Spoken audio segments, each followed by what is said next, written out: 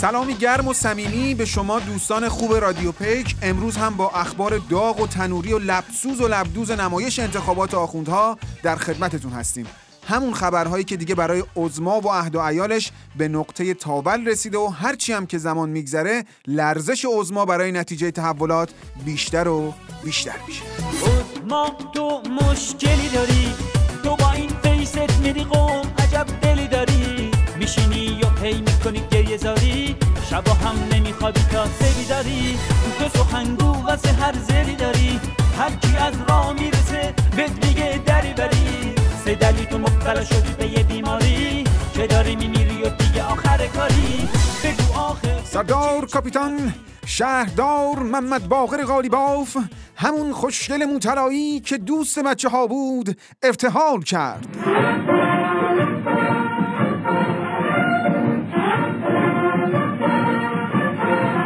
قبل از اینکه بیام خدمت شما که برنامه رو اجرا کنم خواستم یه موز بردارم، رفتم سر یخچال درشو وا کردم، دیدم هیچی توش نیست، هیچی.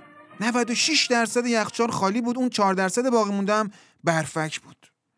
اصلا یه بغضی گلومو گرفت که نگو و نپرس. محمد باقر خدا لعنتت کنه، آخه واسه چی انصراف دادی؟ آخه موبور خوشگله، حالا من با غم انگیزترین حالت یخچال چه کنم؟ لااقل یه موز میذاشتی میمون تو یخچال.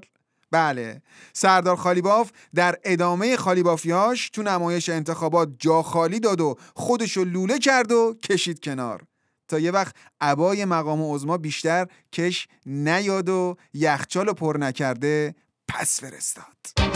پس فرستاد، پس فرستاد، هدیه رو پس فرستاد. قالیباف بیانیه‌اش برای کناره‌گیری رو با عبارت مردم شریف ایران شروع کرد. حالا ما تا دیروز مردم بدبخت بودیم و حالا شدیم مردم شریف. اصلا ناف این بابا رو با خالی بندی بریدن. اول گفت تو انتخابات شرکت نمی‌کنم که کرد.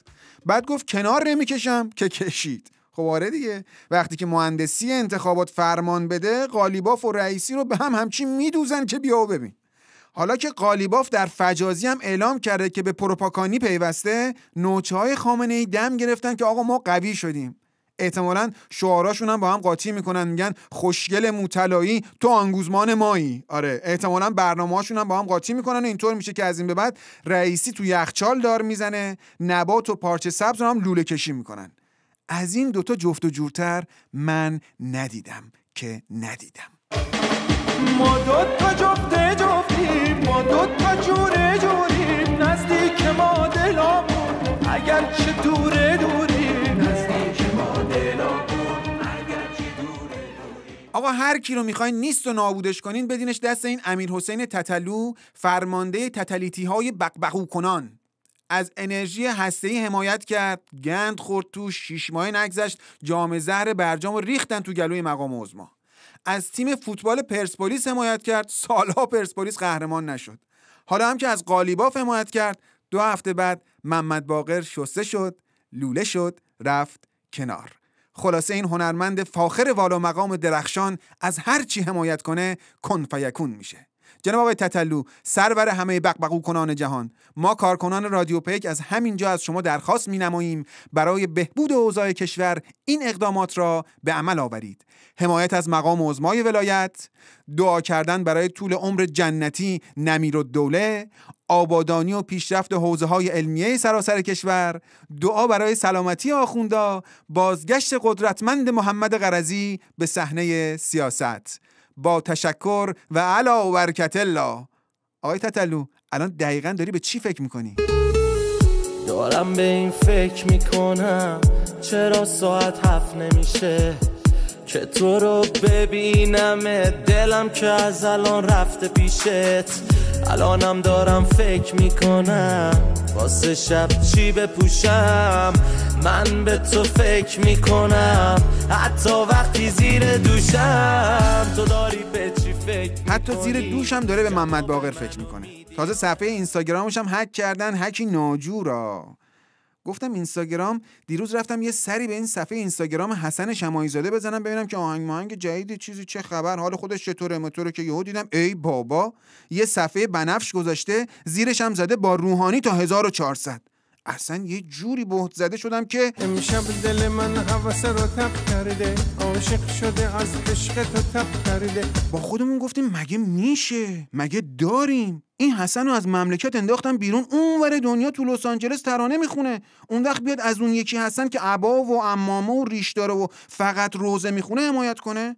حسن خطر داره. حسن ذهنمون خیلی حسن تو حسن شده بود که یه دفعه تکذیبیه در اومد از این حسن. اون حسن نه، این حسن که آقا منو چه به حمایت از حسن، من خودم خیلی حسنم. اون حسن از نوع حسن ما نیست. درسته من حسنم ولی نه از اون حسنا. اون حسن با این حسن فرق داره. خلاصه حسن تو حسن. کاشف به عمل اومد که پیج اینستاگرام حسن رو هک کردن و توش از اون یکی حسن حمایت کردن. این هکرها جدیدن خیلی بانمک شدن ها. البته خوبه ها، باحاله. لطفا این روششون رو ادامه بدن. مثلا برن اینستاگرام گوگوش رو هک کنن، پست حمایت گوگوش از رئیسی رو منتشر کنن. بعد پیج سیاوش قمیشی رو هک کنن، به جاش پست حمایت از میرسلیم رو بذارن. بعدش هم یه پست حمایت از هاشمی تبا هم تو اینستاگرام داریوش بذارن. اگه دم دستشون بود و وقت کردنم یه سری هم به سایت مقام عظما بزنن، چند تا از این برنامه‌های فیتیله، جمعه تعطیله، فیتیله، از اونها بزنن، یکم شاد شیم. بابا دستتون درد نکنه. یعنی میشه. جل الخالق، جل الخالق، جل الخالق، جل الخالق، ماشاءالله. من به تو عاشق، تو به من عاشق، عاشق عاشق ای مولا. تو تجمع انتخاباتی شیخ حسن یه عده فریاد کشیدن و شعار دادن که حصر باید بشکنه، آزادی اندیشه با ریش و پشم نمیشه، فلانی فلانی و فلانی آزاد باید گردد و از این دست شعارا. شیخ حسن هم گفته اینایی که شما میخواین با 51% رأی نمیشه انجامش داد. باید درصد بیشتری بیان رأی بدن. شیخ حسن 61% خوبه؟ نه؟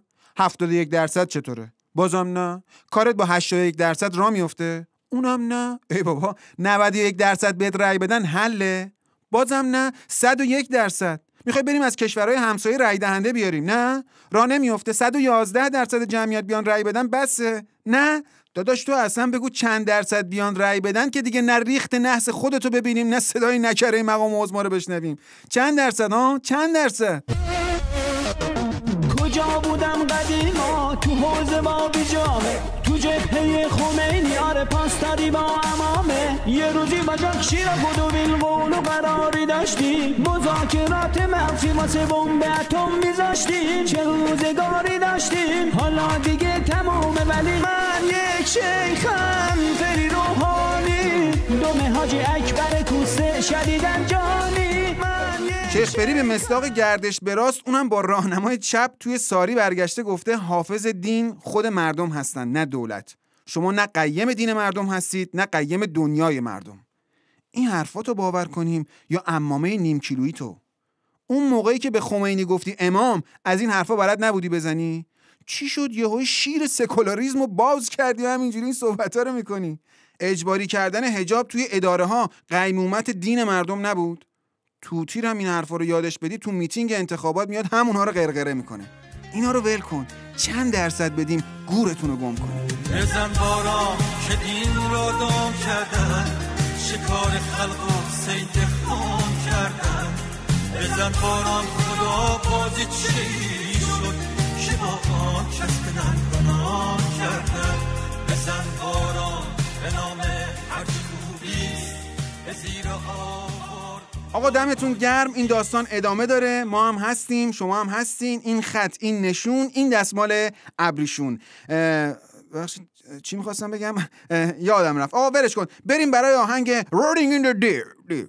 ببخشید همون Rolling in the Deep از ادل. نه که خودم بچه منهتنم، این لهجم غلیظ اذیتم میکنه. بریم آقا، بریم برای آهنگ آخر. There's a fire starting in my heart, reaching a fever pitch and it's bringing me out the dark. Finally I can see you crystal clear. Go ahead and sell me out and I'll lay your ship bare.